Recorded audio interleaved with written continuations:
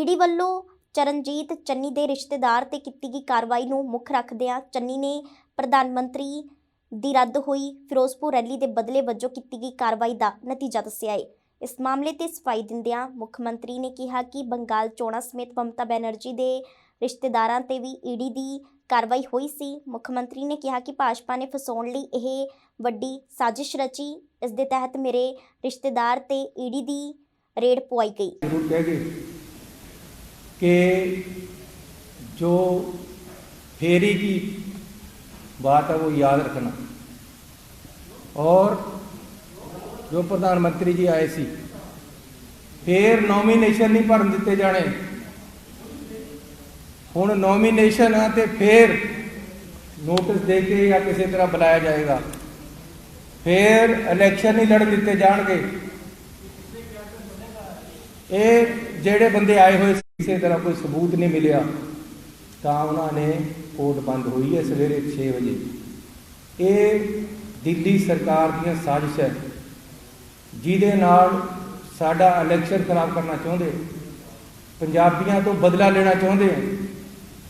लेकिन पंजाब के लोग कदे झुकने वाले लोग नहीं हैं, ना ही कदे झुके है। तो पंजाब ने हमेशा कुर्बानियां दी हैं। मैं चमकौर साहब की धरती तो आउंदा, बड़े साहिबजादियां की धरती है, बाबा अजीत सिंह जी बाबा जुझार सिंह की धरती है। उत्थे जुल्म होए है, जुल्म दे विच बड़े साहिबजादियां ने सिंघां शहीदां ने अपनी जान दी है।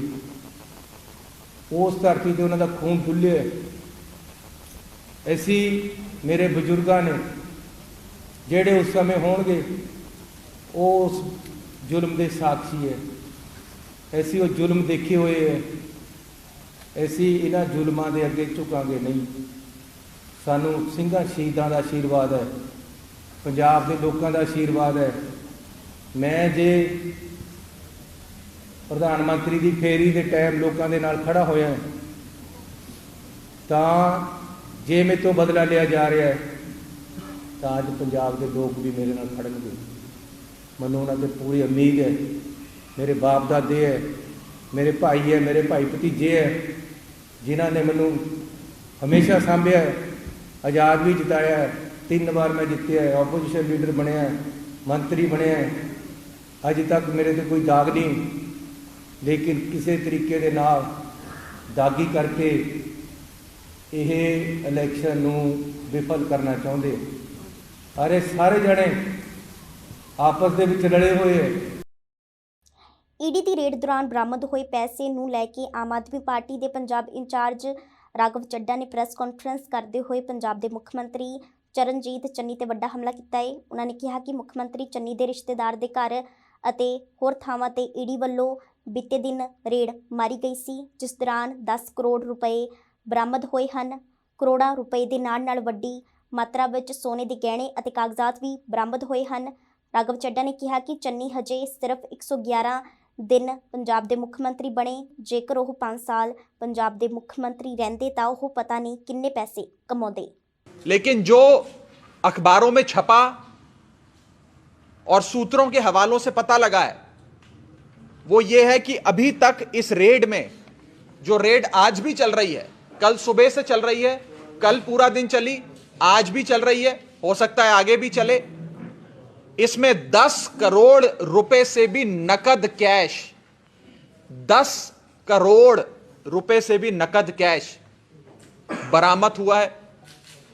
चन्नी साहब के भतीजे के अपने घर से करोड़ों रुपए के कैश को बरामद किया गया है। 56 करोड़ रुपए की 56 करोड़ रुपए की एंट्रियां, बैंक एंट्रियां अभी तक पकड़ी जा चुकी हैं। लाखों रुपए का बता रहे हैं, शायद 21-22 लाख रुपए का गोल्ड यानी कि सोना बरामद हुआ है। करोड़ों रुपए की लग्जरी गाड़ियां, बड़ी बड़ी जो करोड़ों रुपए की गाड़ियां आती हैं वो गाड़ियां बरामद हुई हैं। और प्रॉपर्टी के कागज, बड़े बड़े जमीनों के, बंगलों के, फार्म हाउसों के कागज निकले हैं। अभी तक सिर्फ इतनी ही चीजें बाहर निकल कर आई हैं। रेड चल रही है, हो सकता है और भी चीजें निकलें, बताया जा रहा है, मुझे तो जानकारी नहीं थी, कुछ साथी बता रहे थे कि शायद माननीय मुख्यमंत्री चरणजीत सिंह चन्नी जी के भतीजे के पास आज से कुछ महीने पहले तक इतनी संपत्ति, इतनी वेल्थ, इतने करोड़ रुपए नहीं होते थे। और ये सारी चीजें कहीं ना कहीं पिछले 111 दिनों में ही उन्होंने इकट्ठी करी। यानी कि वही 111 दिन जब चरणजीत सिंह चन्नी साहब मुख्यमंत्री थे पंजाब के। अखिल भारती कांग्रेस कार्यकारी कमेटी ਦੇ ਮੈਂਬਰ ਅਤੇ ਸੂਬਾ ਇੰਚਾਰਜ ਰਾਜੀਵ ਸ਼ੁਕਲਾ ਵੱਲੋਂ ਜਲੰਧਰ ਵਿਖੇ ਪ੍ਰੈਸ ਕਾਨਫਰੰਸ ਕੀਤੀ ਗਈ। ਇਸ ਦੌਰਾਨ ਉਹਨਾਂ ਵੱਲੋਂ ਭਾਜਪਾ ਤੇ ਵੱਡੇ ਹਮਲੇ ਕੀਤੇ ਗਏ। ਉਹਨਾਂ ਕਿਹਾ ਕਿ ਕੇਂਦਰ ਸਰਕਾਰ ਵੱਲੋਂ ਲਗਾਏ ਗਏ GST ਦੇ ਕਾਰਨ ਦੁਕਾਨਦਾਰ ਬੇहद ਦੁਖੀ ਹਨ। ਹਰ ਵਿਅਕਤੀ ਅੱਜ ਪਰੇਸ਼ਾਨ ਹੋ ਚੁੱਕਿਆ ਹੈ। हर व्यापारी ਨੂੰ तंग करके रखा हुआ है। इसलिए वो चिंता छोड़ देनी चाहिए।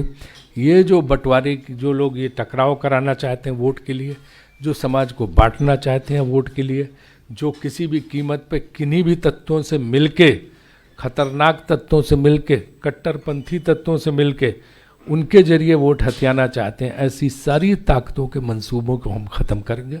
और यहाँ पर कांग्रेस की सरकार सुख, शांत, चैन, भाईचारा इन सब के लिए जो है आएगी।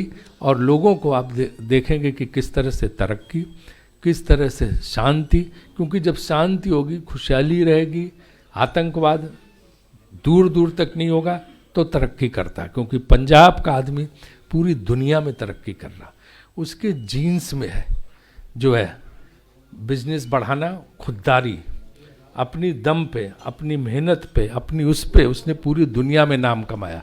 तो उसकी जो एंटरप्रेन्योरशिप है, उसकी उद्यमिता है, उसकी जो योग्यता है, उसकी जो प्रतिभा है, उसको हम बढ़ाएंगे और वो खुद ही एक खुशहाल पंजाब को सामने रखेगा। इसलिए ये बातें मैं जानबूझ के आपके सामने रख रहा हूँ ताकि कुछ मुझे पता चला कि कुछ इस तरह का चल रहा है कि लोगों के मन में है कि कहीं पुराने दिन न लौट आए।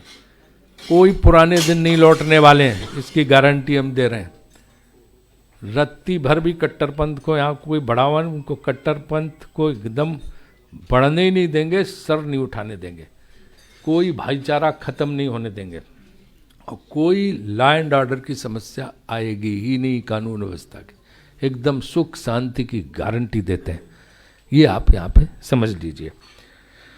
तीसरी चीज़ ये कि जो पॉलिसीज हैं GST वगैरह की जिस तरह से तंग करते हैं, हम उसका भी निराकरण करेंगे ताकि यहाँ के व्यापारी जो लोग हैं, बिजनेसमैन हैं, दुकानदार हैं, उनको किसी किस्म की तकलीफ ना हो, उसके निराकरण की भी हम कोशिश करेंगे। ਤੇ ਅੱਜ ਕਾਂਗਰਸ ਦੇ ਦਿੱਗਜ ਆਗੂਆਂ ਵੱਲੋਂ ਪ੍ਰੈਸ ਕਾਨਫਰੰਸ ਕੀਤੀ ਗਈ ਅਤੇ ਇਸ ਦੌਰਾਨ ਉਹਨਾਂ ਨੇ ਕਿਸਾਨਾਂ ਲਈ ਆਮਦਨੀ ਨਾ ਹੋਈ ਦੁੱਗਣਾ ਔਰ ਦਰਦ 100 ਗੁਣਾ ਕਿਤਾਬ ਲਾਂਚ ਕੀਤੀ ਹੈ ਅਤੇ ਕਿਸਾਨਾਂ ਦੀਆਂ ਸਮੱਸਿਆਵਾਂ ਬਾਰੇ ਦੱਸਿਆ ਹੈ।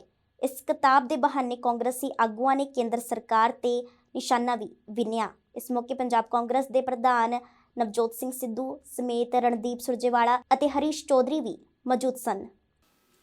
आपने ये देखा कि इसमें ये लिखा कि आमदनी न हुई दोगुना और दर्द 100 गुना।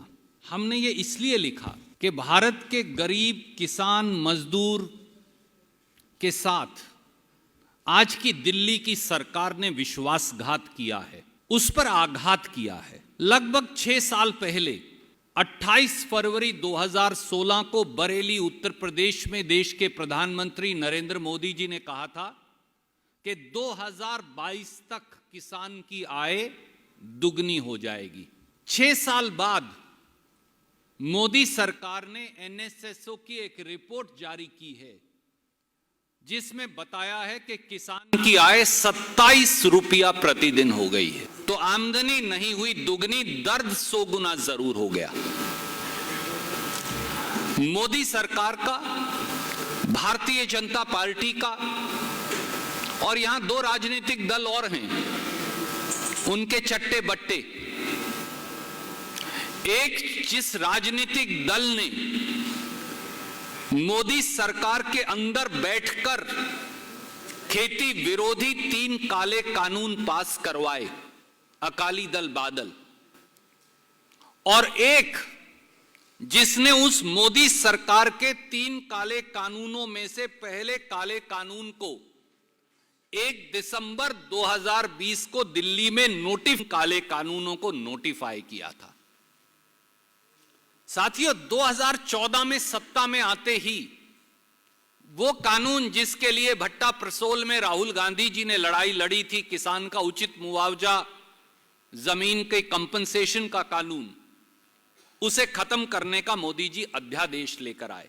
फिर गेहूं और धान पर अलग अलग प्रांत की सरकारें, और एक मॉडल की चर्चा आप आज करेंगे, किसान को एमएसपी से भी ज्यादा कीमत देती थी बोनस देकर। मोदी सरकार ने फिर वो 150 रुपये का बोनस गेहूं और धान पर उसे खत्म करवाया।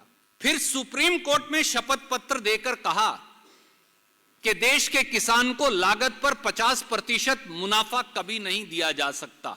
बीमा कानून के नाम पर, बीमा स्कीम के नाम पर प्राइवेट कंपनी मुनाफा योजना लेकर आए। फिर किसान पर टैक्स लगाकर, मैं संक्षिप्त में चर्चा करूंगा, 25,000 रुपया प्रति हेक्टेयर किसान के उत्पाद की लागत बढ़ाई। ਤੇ ਉਧਰ ਰਾਣਾ ਗੁਰਜੀਤ ਨੇ ਬੀਤੇ ਦਿਨ ਉਹਨਾਂ ਨੂੰ ਪਾਰਟੀ ਚੋਂ ਕੱਢਣ ਦੀ ਮੰਗ ਨੂੰ ਲੈ ਕੇ ਹਾਈਕਮਾਨ ਨੂੰ ਪੱਤਰ ਲਿਖਣ ਵਾਲੇ ਕਾਂਗਰਸ ਦੇ 4 ਉਮੀਦਵਾਰਾਂ ਖਿਲਾਫ ਤਿੱਖਾ ਹਮਲਾ ਬੋਲਦਿਆਂ ਵੱਡੀ ਚੁਣੌਤੀ ਦਿੱਤੀ ਹੈ। ਰਾਣਾ ਗੁਰਜੀਤ ਨੇ ਆਪਣੀ ਪਾਰਟੀ ਦੇ ਉਮੀਦਵਾਰਾਂ ਅਤੇ ਵਿਧਾਇਕਾਂ ਨੂੰ ਸਵਾਲ ਕਰਦਿਆਂ ਕਿਹਾ ਕਿ ਜੇਕਰ ਉਹਨਾਂ ਨੇ ਪਿਛਲੇ 5 ਸਾਲ ਲੋਕ ਸੇਵਾ ਕੀਤੀ ਹੈ ਤਾਂ ਫਿਰ ਡਰ ਕਿਸ ਗੱਲ ਦਾ ਸਤਾ ਰਿਹਾ ਹੈ। ਉਹਨਾਂ ਨੇ ਸਿੱਧੀ ਚੁਣੌਤੀ ਦਿੰਦਿਆਂ ਕਿਹਾ ਕਿ ਜੇਕਰ ਤੁਸੀਂ ਚਾਰੇ ਉਮੀਦਵਾਰ ਆਪਣੇ ਆਪ ਨੂੰ ਫੰਨੇ ਖਾਂ ਸਮਝਦੇ ਹੋ ਤਾਂ ਚਾਰੇ ਰਲ ਕੇ ਮੈਨੂੰ ਕਪੂਰਥਲਾ ਤੋਂ ਹਰਾ ਕੇ ਦਿਖਾਓ। ਹਰ ਬੰਦੇ ਦਾ ਹੱਕ ਆ, ਜੇ ਉਹਨੂੰ ਕੋਈ ਤਕਲੀਫ ਹੈ ਤੇ ਲੀਡਰਸ਼ਿਪ ਨੂੰ ਵੀ ਲਿਖ ਸਕਦਾ। ਤੇ ਉਹਨਾਂ ਨੇ ਸੋਨੀਆ ਜੀ ਨੂੰ ਚਿੱਠੀ ਲਿਖੀ ਆ, ਮੈਨੂੰ ਇਹਦਾ ਕੋਈ ਇਤਰਾਜ਼ ਨਹੀਂ। ਹੁਣ ਸੋਨੀਆ ਜੀ ਨੂੰ ਉਹਨਾਂ ਨੇ ਲਿਖਿਆ ਕਿ ਰਾਣੇ ਨੂੰ ਕਾਂਗਰਸ ਚੋਂ ਕੱਢ ਦਿੱਤਾ ਜਾਵੇ। ਜੇ ਮੈਂ ਨਿਕੰਮਾ ਹੋਇਆ ਤਾਂ ਸੋਨੀਆ ਜੀ ਨੇ ਮੈਨੂੰ ਕੱਢ ਦੇਣਾ, ਤੇ ਜੇ ਮੈਂ ਕੰਮ ਦਾ ਹੋਇਆ ਫਿਰ ਨਹੀਂ ਕੱਢਣਾ। ਕੰਮ ਦੇ ਕਿਉਂਕਿ ਚੀਮਾ ਸਾਹਿਬ ਦਾ ਇਹ ਵੀ ਕਹਿਣਾ ਕਿ ਕਾਂਗਰਸ ਦੇ ਖਿਲਾਫ ਹੀ ਆਪਣੇ ਬੇਟੇ ਨੂੰ ਯਾਦ ਜਿਹੜਾ ਸੁਲਤਾਨਪੁਰ ਤੋਂ ਖੜਾ ਕਰ ਦੇ। ਚੀਮਾ ਸਾਹਿਬ, ਜਿੱਡਾ ਵੱਡਾ ਮੌਕਾ ਤੁਹਾਨੂੰ ਮਿਲਿਆ, ਜਿੰਨੇ ਪੈਸੇ ਗੁਰੂ ਸਾਹਿਬ ਦੇ ਪਰਵ ਦੇ ਉੱਤੇ ਪ੍ਰਕਾਸ਼ ਉਤਸਵ ਦੇ 550ਵੇਂ ਸਾਲ ਤੇ ਤੁਹਾਨੂੰ ਮਿਲੇ, ਜੇ ਤੁਸੀਂ ਉਹ ਖੁਰਦ-ਬੁਰਦ ਨਾ ਹੋਣ ਦਿੱਤੇ ਹੋਏ ਹੁੰਦੇ, ਲੋਕਾਂ ਨੂੰ ਲੁੱਟਿਆ ਨਾ ਹੁੰਦਾ, ਲੋਕਾਂ ਨੂੰ ਕੁੱਟਿਆ ਨਾ ਹੁੰਦਾ, ਤੇ ਤੁਹਾਡੀ ਹਵਾਲ ਕਿਹਨੇ ਵੇਖਣਾ ਸੀ। ਅੱਜ ਲੋਕ ਤੁਹਾਡੇ ਨਾਲ ਨਫ਼ਰਤ ਕਰਦੇ ਆ। ਉਹ ਬੱਚਾ ਠੀਕ ਹੈ ਯਾਰ, ਉਹਦੀ ਉਮਰ ਕੀ ਆ, ਉਹ ਕਾਰੋਬਾਰ ਕਰਨ ਵਾਲਾ ਬੰਦਾ ਔਰ ਡੈਡੀਕੇਸ਼ਨ ਨਾਲ ਕਾਰੋਬਾਰ ਕਰਦਾ ਸੀ। ਲੋਕਾਂ ਨੇ ਉਹਨੂੰ ਜਾ ਕੇ ਲੈ ਕੇ ਆਏ ਉੱਥੋਂ ਔਰ ਤੇਰੇ ਉਲਟ ਖੜਾ ਕੀਤਾ। ਹੁਣ ਰਾਣਾ ਦੱਸ ਕੀ ਕਰੇ। ਤੇ ਨਾਲੇ ਤੁਸੀਂ ਲੋਕ ਜਿਹੜੀਆਂ 4 ਦੇ 4 ਚੀਕਾਂ ਮਾਰਦੇ ਹੋ, ਰਾਣਾ ਦੁਆਬੇ 'ਚ ਇੰਟਰਫੇਅਰ ਕਰਦਾ। ਯਾਰੋ, ਰਾਣੇ ਨੂੰ ਲੋਕ ਦੁਆਬੇ 'ਚ ਪਿਆਰ ਕਰਦੇ ਆ, ਬੁਲਾਉਂਦੇ ਆ। ਤੁਸੀਂ ਆਪਣੇ ਨਾਲ ਝਾਤੀ ਮਾਰੋ ਕਿ ਤੁਸੀਂ ਕੋਈ ਐਮਐਲਏ ਪੈਦਾ ਕੀਤਾ। ਯਾਰ, ਖਡੂਰ ਸਾਹਿਬ ਚਲੇ ਜਾਓ, ਲੋਹੀਆਂ ਚਲ ਜਾਓ, ਸੁਲਤਾਨਪੁਰ ਤੇਜੀ ਜਿੱਤਿਆ ਕਿਹਦੇ ਕਰਕੇ ਜਿੱਤਿਆ? ਮੇਰੇ ਕਰਕੇ ਜਿੱਤਿਆ। ਮੈਂ ਮਿਹਨਤ ਕੀਤੀ, ਲੋਕਾਂ ਦੇ ਚਰਨਾਂ 'ਚ ਮੈਂ ਆਪਣਾ ਜੀਵਨ ਅਰਪਿਤ ਕਰ ਦਿੱਤਾ, ਸੇਵਾ ਕਰਦਾ ਰਿਹਾ, ਲੋਕ ਮੁਹੱਬਤ ਕਰਦੇ ਆ। ਰਾਣਾ ਇੰਦਰ ਪ੍ਰਤਾਪ ਨੂੰ ਕਿੱਧਰੋਂ ਉਹਨਾਂ ਨੇ ਜਾਣਨਾ? ਉਹ ਤਾਂ ਰਾਣੇ ਦੇ ਕੀਤੇ ਕੰਮਾਂ ਨੂੰ ਅੱਜ ਉਹਨੂੰ ਹੱਥਾਂ 'ਤੇ ਚੱਕਦੇ ਫਿਰਦੇ ਆ। ਤੇ ਮੈਂ ਤੁਹਾਨੂੰ ਇਹ ਐਡਵਾਈਸ ਕਰਾਂਗਾ ਕਿ ਤੁਸੀਂ ਆਪਣੇ ਹਲਕੇ ਦੇ ਵਿੱਚ ਮਿਹਨਤ ਕਰਕੇ ਜਿੱਤ ਕੇ ਆਓ, ਚੀਕਾਂ ਨਾ ਮਾਰੋ। ਔਰ ਜੇ ਤੁਸੀਂ ਐਡਾ ਹੀ ਯਾਰ ਤੁਸੀਂ ਉਹ ਕਰ ਦਿਓਗੇ ਵੀ ਤੁਸੀਂ ਫੰਨੇ ਖਾਓ ਤੇ 4 ਦੇ 4 ਇਕੱਠੇ ਹੋ ਕੇ ਕਪੂਰਥਲੇ ਆਓ, ਮੈਨੂੰ ਹਰਾਓ, ਫਿਰ ਤੁਹਾਨੂੰ ਲੋਕ ਦੱਸਣਗੇ।